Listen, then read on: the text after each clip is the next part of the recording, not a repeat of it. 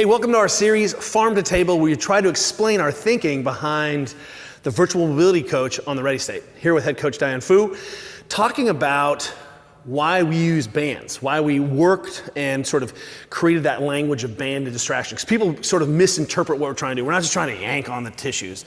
We're trying to add a little bit of a vector load so we can try to implicate the capsule. Now let me show you one of my favorite mobilizations that I do with my athletes, and especially a ton of lifters. I mean, we've only been working together like, I don't know, 15 years.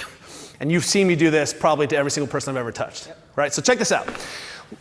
Ideas, you'll see pieces that look like the pelvic lock from Franz Bosch. So Diane's gonna be on her stomach. This leg comes up into a flex position that also protects her back from just being overextended. But all of a sudden you're like, oh, this looks a little bit like couch stretch. Now what I'm trying to do here is I'm actually trying to make sure that Diane can have a little hip extension. Scoot over just a smidge. There we go. A little bit of hip extension. I'm trying to work on her hip extension, not necessarily her leg flexion. But what I would do is I'd bring my leg up on the table, put her knee up on my leg, and then I would work on improving some of the range in this position. So what I'm trying to do is as this femur, as she moves into extension, femur needs to go that direction. So stiffness in the anterior capsule and structures and tissues of the front of the hip sometimes limit the ability to extend.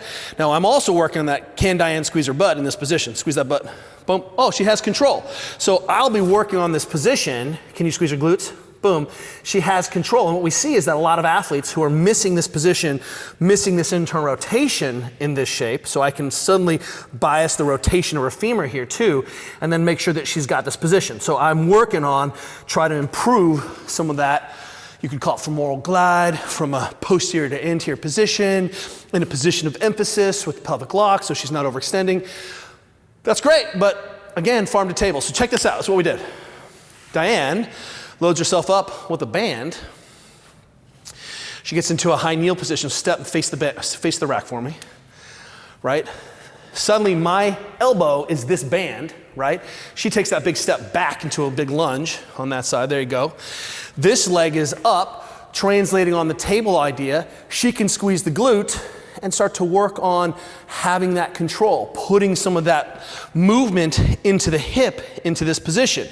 Instead of me pushing, the band is pulling. Pelvis stays up here, her glute is engaged, she's able to control and modulate this position. Now, we don't have quite the hip lower leg flexion here going on, right? That tightens that up. But what we can do is have her lean back, we can have her go to long lever, we can have her press back and forth. But the bottom line is that we are teaching a neuromuscular control. She has to learn that in order to improve this hip extension, she has to have the glute on. We don't just hang on the tissues. So that idea of trying to improve this range by biasing a certain tissue, right? We're in this situation, we're trying to get the band to try to have more impact at the hip capsule or more proximal up, is the systems approach we take on Virtual Mobility Coach on the Ready State. See you there.